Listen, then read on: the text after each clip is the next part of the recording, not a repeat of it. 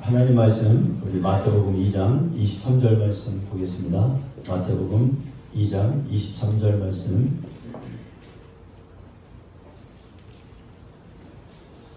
자, 우리 한 절 제가 읽겠습니다.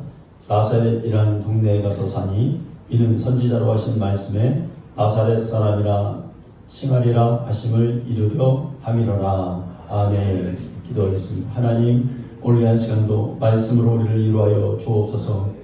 우리 심령 가운데 주의 말씀이 임하여 주셔서 정말로 소외되고 외롭고 가난한 저희들의 심령 가운데 오늘도 영적 부요를 임하게 하여 주옵소서. 예수님 이름으로 기도했사옵나이다. 아멘.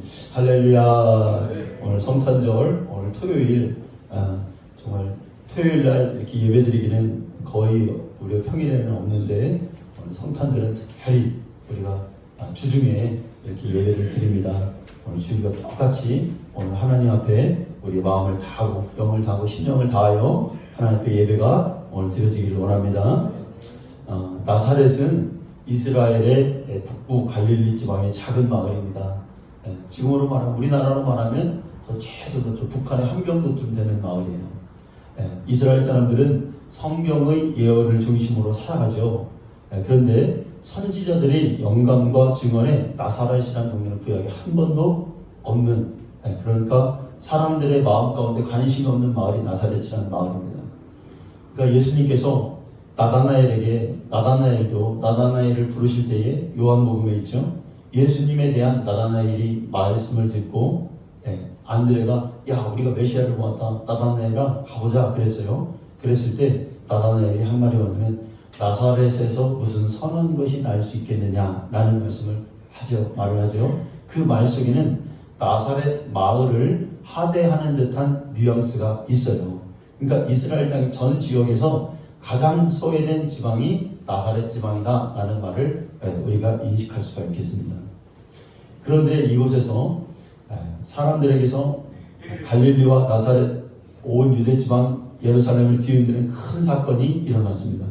그것이 신약의 성경의 중심을 이루고 수세기가 지나도록 그 사실은 많은 사람들이 영혼에 감동을 주고 믿게 되었습니다. 또한 이 사실을 전하려고 수많은 사람들이 목숨과 건강과 자신의 삶을 위협받고 생명을 잃어버렸습니다. 지금 믿음의 물줄기를 타고 현재 예수 그리스도의 교회가 온 세상에 퍼져 있습니다. 나사렛에서부터 시작했던 그 하나의 큰 영적인 사건이 이제 우리 시대에까지 우리가 사는 이곳 대한민국 우리 창원 땅까지 지금 미치게 된 것입니다. 우리는 예수 그리스도의 교회가 어떻게 세상에서 나타나고 왜 세워졌으며 어떻게 세워지고 누가 세운 것인지를 우리가 배우기를 원합니다. 여러분, 세상에는 많은 종교들이 있습니다. 그러나 예수의 교회는 여러 종교 속에 끼어있는 하나의 종교가 아닙니다. 반면에 우리는 타 종교의 교리나 그들의 포교나 이런 것들에 문제 삼지도 않습니다. 왜 그렇습니까? 그런 것은 인간 세상에 능히 존재하는 문화의 한 속성으로 볼 뿐입니다. 언어와 의상과 식생활과 다양한 것처럼 그런 축에 속한 것이라고 우리가 생각하는 거예요. 이렇게 말씀드린 이유는 뭡니까? 진리와 비진리는 이렇게 차이가 틀리다는 것을 말하는 것입니다. 물론 그들이 세상을 잠식하고 악한 영에 빠져서 배후의 세력에서 그들의 세력이 확장된 것은 우리가 기도로 영적인 것을 능히 대적해야 되겠지만 진리와 비진리의 차이에서 본다면 그것은 아무것도 아닌 하나의 문화의 속성으로 치부할 수밖에 없다는 거죠. 그런데 영적으로는 반면에 그런 악의 세력을 입은 어떤 영적 싸움에서는 교회가 엄청나게 타격을 받고 있는 사실이 부인할 수가 없죠. 지금 여러분 세상은 하나님의 말씀대로 되어서 가죠. 지금 세상은 북유럽이나 이런 데서는 기독교의 박해가 이제 핍박 수준으로 올라가고 있는 그런 듯한 모습들이 보입니다. 우리가 정말 깨어 있어야 되겠죠. 코로나로 시작된 이 모든 것들이 스웨덴이라는 나라에서는 여러분 방역 패스 하잖아요. 방역 패스. 식당을 제가 2번 쫓겨났습니다. 지난주에. 그리고 참 어제는 갑자기 주거지가 고장이 나가지고 그 고장나서 저녁에 막 돌아다녔어요. 주거를 하려고. 저기 이제 공휴일이니까 고칠 수가 없어요. 다음 주까지는 아마 못 고칠 것 같아요. 돌아다녀서 PC방을 들어갑니다. 제가 들어갔더니 컴퓨터의 모니터에 앉아서 요 앞에 있는 PC방이에요. 복사를 좀 하려고 그랬더니 해도 된다고 그러더라고요. 들어가서 했어요. 그랬더니 컴퓨터에 뭐가 나오냐면 방역 패스, QR 패스를 인증을 해야 컴퓨터가 켜져요. 그래서 제가 물었어요. 나 복사만 해야 되니까 좀 하고, 이거 나는 게임하는 사람이 아니다 하고 나갈 수 있냐 그랬더니 저도 PC방을 처음 들어가 봤어요. 근데 좋은데 아이들이 바글바글 하더라고요. 어젠데. 근데 안 된다는 거예요. 그래서 쫓겨났어요. 이 주보 어디서 했습니까 이거? 저기 우리 동네 악기사 거기에 9시에 문을 열어 가서 부탁했더니 마침 교회 다니시는 분들 그래서 해주더라고요. 공짜로 해왔습니다. 방역 패스가 느낌이 이상하잖아요. 스웨덴에서는 칩을 개발했는데 방역 패스 칩, 사람 몸에 인식하는 칩이 개발됐습니다. 신문에 뉴스에 나와요. 그러니까 이제는 핸드폰으로 찍을 것도 없어요. 우리가 그런데 이것을 사람 몸에다 심으면 이제 통과되는 거예요.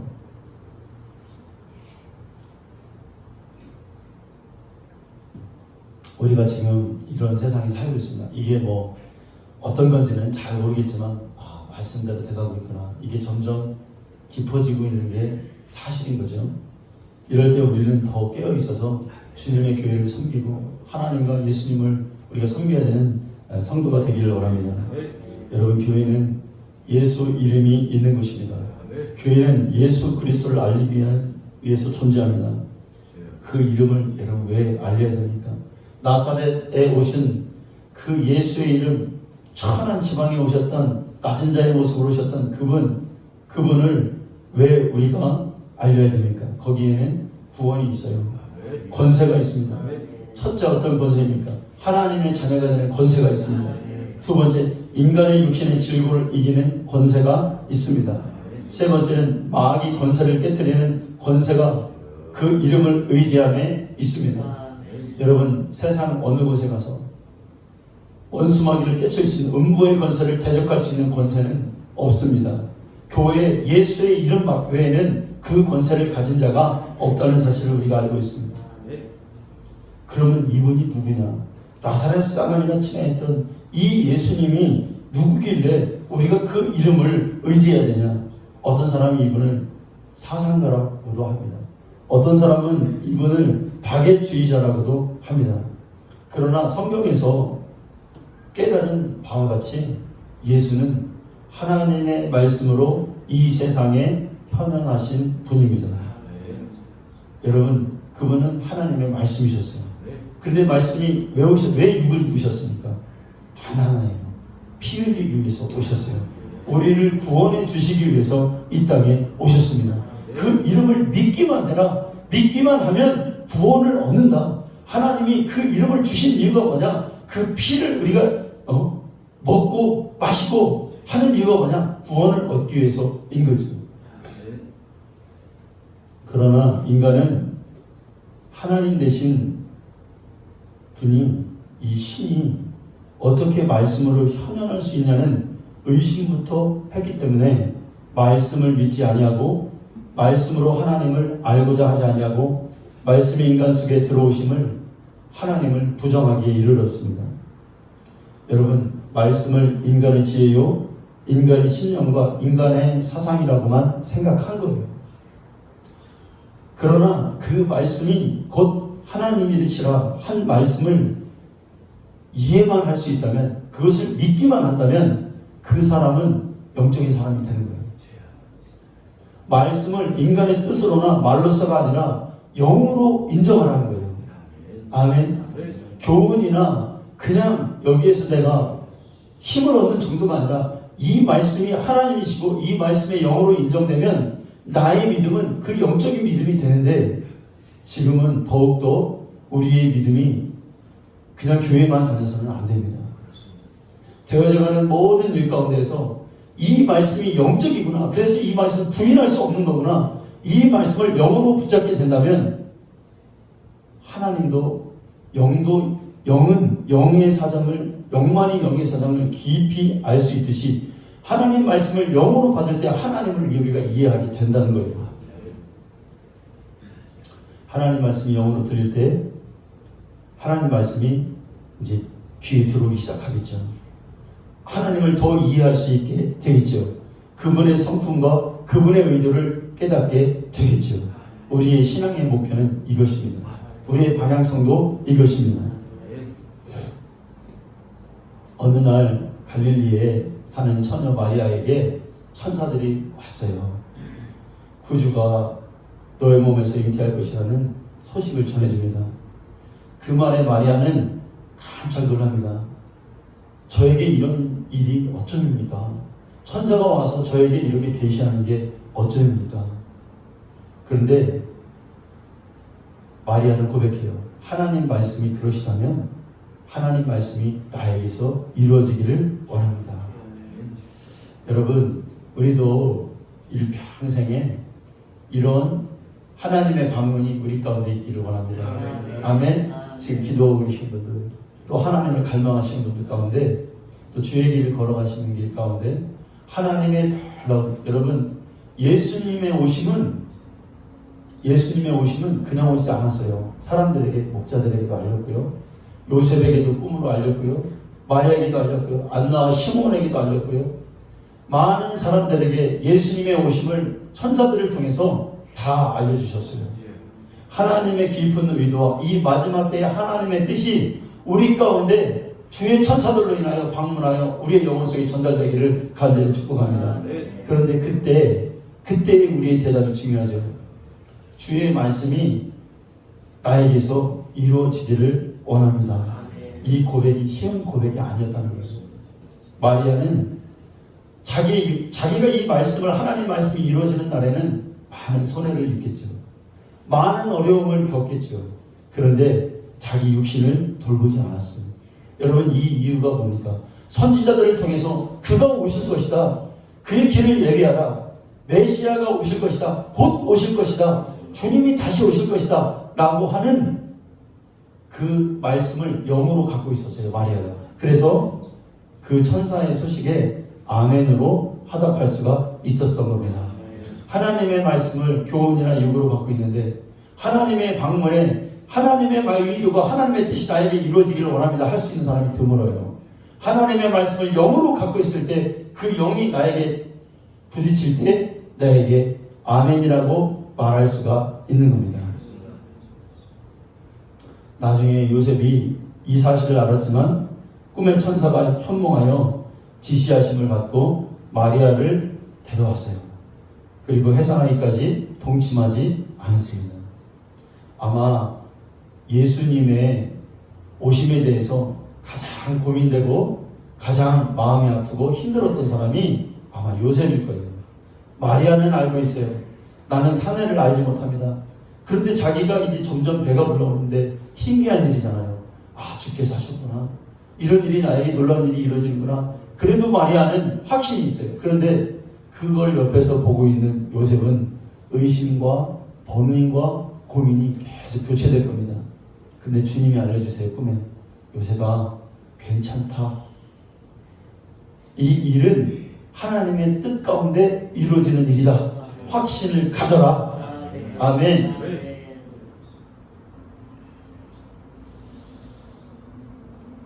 그때 이제 마침 로마의 황제 가이사 아구스토가 영을 내려서 천하를 다 호적하라는 명령이 내려졌어요.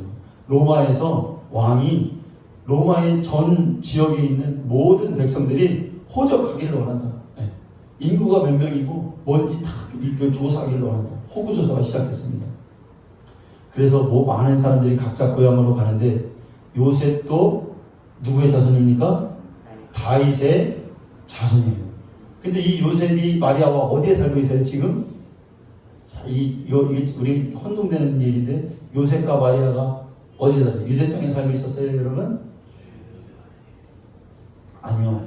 이사 가가지고 어떤 연구에서 보는지 요셉은 갈릴리에 살고 있었어요.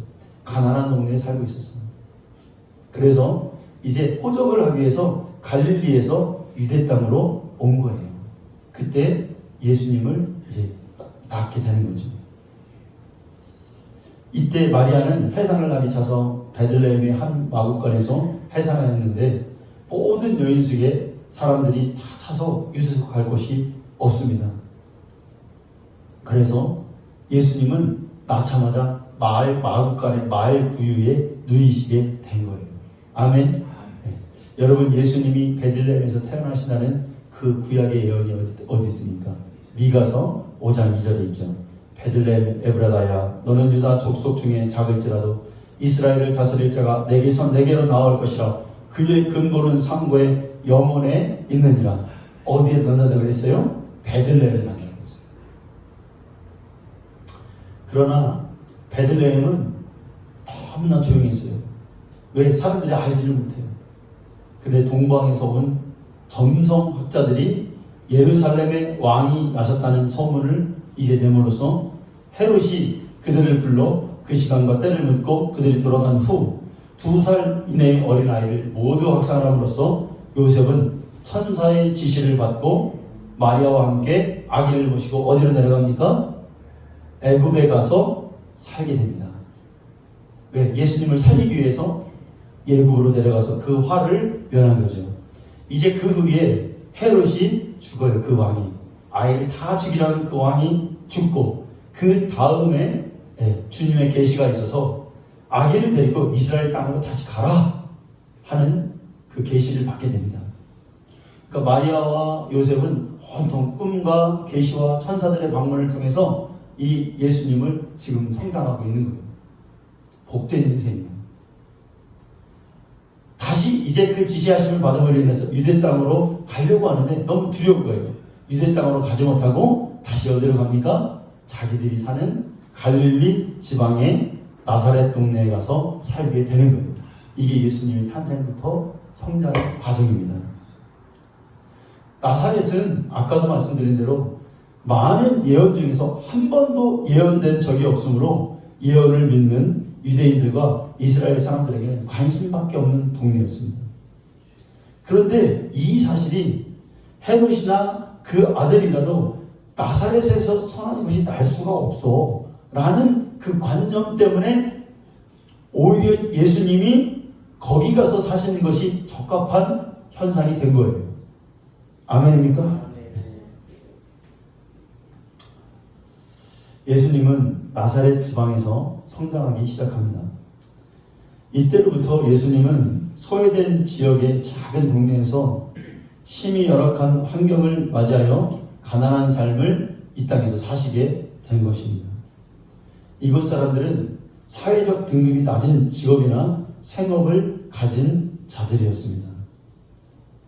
한 가지 예로 이 동네가 가난하다는 것이 성경에서 우리가 찾을 수 있는데, 여러분 요한복음 2장에 가나의 혼인집 있죠? 가나의 혼인집이 바로 나사렛과 옆에 있는 동네예요. 그런데 가나의 혼인집에 포도주가 떨어졌어요. 이걸 우리가 영적으로 해석하게 돼요. 그리고 혼인집인데 넉넉한 음식과 포도주가 있어야 되는데 돌 항아리에 작은 항아리 6개밖에 없어요. 이것을 우리가 영적으로 해석할 수도 있는데 그냥 문자로 딱 보여주는 대로 하면은 이 집은 되게 가난한 집이에요. 그러니까 이 동네 사람들의 삶이 넉넉하지 않다라는 것을 우리가 그려볼 수가 있다는 거예요. 어쨌든 나사렛 동네의 열악한 환경과 그곳에는 별 수 없는 사람들이 살았음을 우리가 알게 되고, 예수님이 나사렛 출신이라는 말을 듣고 야, 그런 동네에서 무슨 나사렛에서 선한 것이 날 수 있겠냐 라고 한 말에서도 우리가 분위기를 읽을 수가 있었던 겁니다. 여러분, 제가 태어났던 지역이 광산촌이라고 그랬죠. 이 보령 대천 시내에 저희가 사는 동네 이름이 성주면입니다. 그런데 제가 이 분위기를 잘 알아요. 왜 그러냐면 이 성주, 제가 태어난 곳은 어렸을 때 딱 도로가 다 있으면 그 옆에가 다 뭐냐면 다 한집권은 다 술집이야. 그러니까 광산이 끝나고 사람들이 이제 집에 가서 쭉 그 한 1km 되는 신장로를 내려올 때 술 먹고 가라는 거야. 술 먹고. 그러니까 안 먹고 갈 수가 없어. 안 먹고 갈 수가 없어. 집에 가다 보면은 아저씨 막걸리 한잔 하는 거지. 대포집. 그 로스구이라고 써 있죠. 로스구이. 여러분 로스구이가 뭔지 아세요? 로스구이는요 원래 로스라는 말이 영어로 잃어버리다는 뜻이에요. LOSS. 잃어버리다. 그러니까 막 버리는 고기를 로스구이라고 하는 거야. 아무 고기나 막 거서 먹는 게 그게 로스구이예요. 그러니까 광산한 사람들은 목 위에 이 기름기를 닦아내야 된다는 속설이 있어요. 이 가루를. 그러니까 막걸리로 그걸 먹는 거예요. 막으로 먹는 거예요. 순 로스구이 집에 다. 네. 그러니까 집에 들어가면 벌써 취해가지고 다 그런 동네예요. 그러니까 저희가 중학교를 다닐 때 시내에서 광산에 이렇게 그 시내에 있는 아이들은 그래도 깔끔한 아이들이고 성주에 사는 아이들은 사고 치면 다 성주 애들이에요. 뭐가 무슨 일을 싸웠다 그러면 성주 애들. 그래서 하루는 그 시내에 있는 우리 중학교에서 성주 애들을 다 부르더라고요. 그런데 아이들이 많아요. 광산이 번화가 되니까 아이들이 많은 거예요. 몇백 명 되는 거예요. 그러니까 거기 모여가지고 얘기를 합니다. 너희들 아주 훈육하고 우리가 교육을 받고 그랬습니다. 그러니까 이제 친구들 사이에서도 엄마들이 그러니까 성주 애들하고는 어울리지 말아라. 이런 게 있어요. 서러움이 있는 동네죠. 예수님 당시에도 나사렛이 그런 동네였던 것 같아요. 여러분, 하나님의 나라는 화려함에만 있지는 않아요. 부유함에만 있지는 않습니다. 어쩌면 소박하고 가난함 속에 사실 우리의 믿음이 거기서 진실한 믿음이 피어날 수가 있어요. 때로는 부족함 없이 풍족 속에서 있으면 놓치는 것이 많을 때가 있습니다. 간절함이라든지. 오히려 여러분 부족함이 하나님을 우리가 찾게 만들 수 있다는 사실을 우리가 그 마음 가운데 있지만 어려운 중에 힘들고 어려운 중에 하나님을 찾는다면 그것처럼 좋은 것은 없을 것입니다. 예수님께서 가난해 보셔서 어렵게 살아보셔서 가난에 대해서 이야기하실 수 있었던 것 같아요. 심령이 가난한 자는 복이 있나니 천국이 저희 것이며 만일 예수님이 부유한 집에서 태어나셨다면 그러니까 예수님의 탄생을 보면 마리아도 요셉도 이 가난한 출신이고 또 목자들도 그대의 목동들도 그 당시에 천사들의 방문이 있었는데 그들도 소외된 사람들이요. 다 소외된 사람들 속에서 예수님의 탄생이 소식이 있었던 거죠. 예수님이 마리아가 로마의 귀부인 막 그런 사람들 속에서 태어나셨다면 태어날 때부터 비단 옷을 입고 태어나셨다면 우리가 야 우리 예수님 그런데 예수님도 가난한 곳에 태어나셔서 그런 어떤 여러분 우리에게 때로는 어려움과 역경이 있는 것은 사람들에게 유익을 주기 위해서일 때도 있어요. 그러니까 우리가 우리의 잘못과 우리의 허물과 실수를 통해서 우리 어려움을 겪을 때가 있어요. 근데 그거 말고 가끔 생각해보면 나에게 왜 이런 어려움이 있을까? 내가 별로 잘못한 게 없는 것 같은데 그럴 때가 있어요. 그럴 때는 여러분 왜 그렇습니까? 어떤 때는 내가 어려운 사람들을 이해할 수 있는 도구가 될 수 있어요. 그게.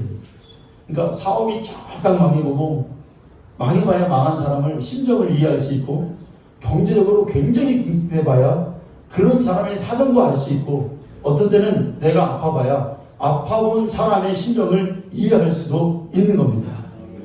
그런 체험자들을 정말로 위로해야 할 때 우리 다니엘 기도에 이렇게 보면은 선교사님들이나 목사님들이나 사역자들이 어려움을 많이 겪는데 그 어려움이 결국은 다른 사람을 돕는 데 사용되더라고요.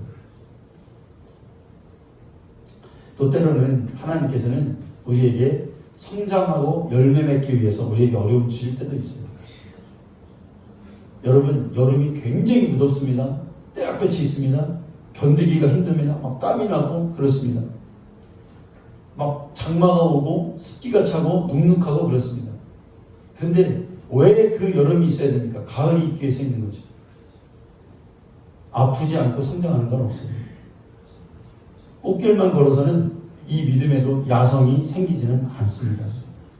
오늘 우리에게 오는 이 모든 것들이, 어려움들이 결국 나중에 정말로 우리가 의롭게 되고 우리가 하나님 앞에서의 성공자로 섰을 때에 하나님이 나에게 그래서 이해하기 위해서 이걸 주셨구나, 그런 간증을 할 날이 우리가 올 줄로 믿습니다.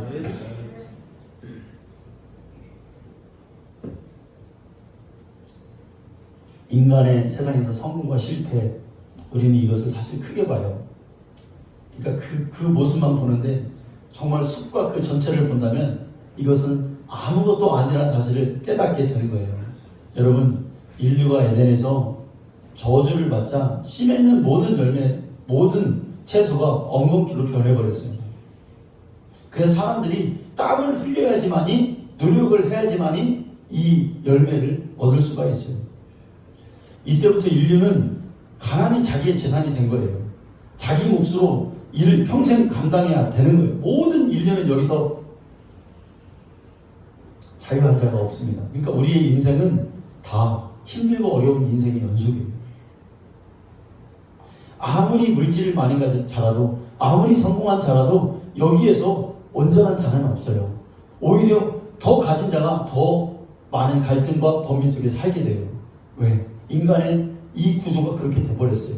하나님께 죄진 이후로 이 세상에 인간을 윤택하게 해줄 수 있는 그런 게 없는 거죠.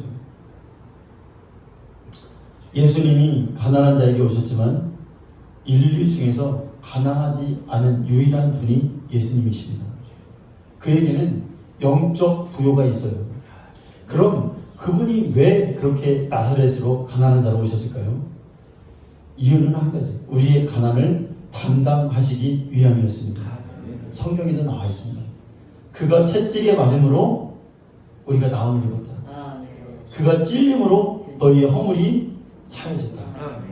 예수님이 왜 채찍에 맞으셔야 돼요? 이유가 같은 거예요. 예수님이 왜 오셔서 십자가에 달리셨어요? 너희를 위함이다. 왜 나사렛 사람으로 오셔야 됩니까? 너희의 가난과 저주를 끊어내기 위함이다.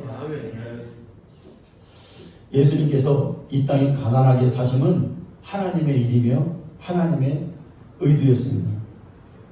어쩌면 이것은 인류에 주시는 선물입니다. 그가 고난당함으로 우리가 구원을 받았고, 그가 채찍에 맞음으로 우리가 나음을 입었습니다. 그가 배고플 때 요한복음 4장에 전도하시기 위해서, 영혼 구하기 위해서 그 정오의 우물가에 앉아 계신 예수님, 지치신 예수님의 모습, 그걸 성경이 보여주시잖아요. 목말라 하신 그 모습이 우리를 시원하게 하셨고, 우리를 생수를 마시게 하셨고, 절망 가운데 우리를 형통하게 하시게 하신 겁니다. 그분의 멸시와 천대는 우리의 질고를 담당하기 위한 예표였던 것입니다. 그분이 나사렛 사람이라 칭함은 우리의 신분을 바꿔주기 위한 하나님의 계획이었습니다. 그분이 낮아지신 만큼 우리에게는 영적인 부유를 또한 주셨습니다. 여러분, 우리가 예수 그리스도를 영접할 때 그의 부유를 우리가 넘겨갈 수 있습니다. 이것을 복이라고 하는 거예요.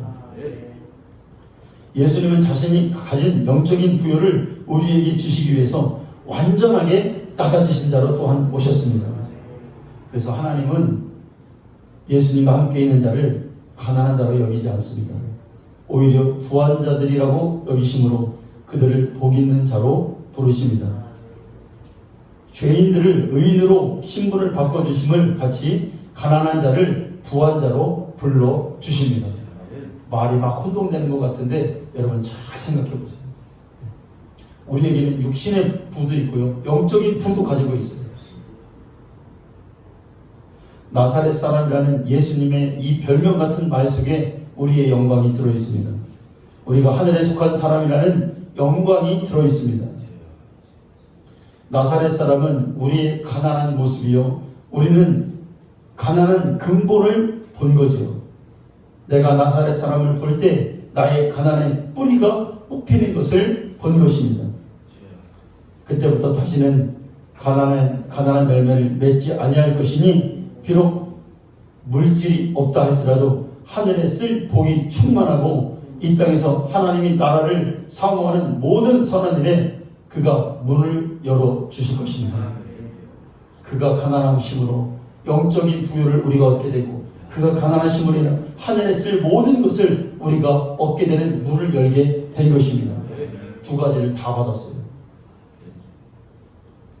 예수님은 없는 것을 있게 하시는 분이며, 그는 창조자로서 현재도 그의 일은 계속 진행되고 있는 것입니다. 우리가 구원받았습니다. 그러나 그분이 가난해지심으로 우리의 이 모든 형통함을, 복을 열어주셨어요. 여러분, 창조자로서의 그의 일은 계속 진행됩니다. 포도주가 떨어진 혼인집에 포도주를 채워주셨어요. 빈들에서 시장하여서 쓰러질 것 같은 군중들을 먹이시고 12광주리를 남게 하셨습니다.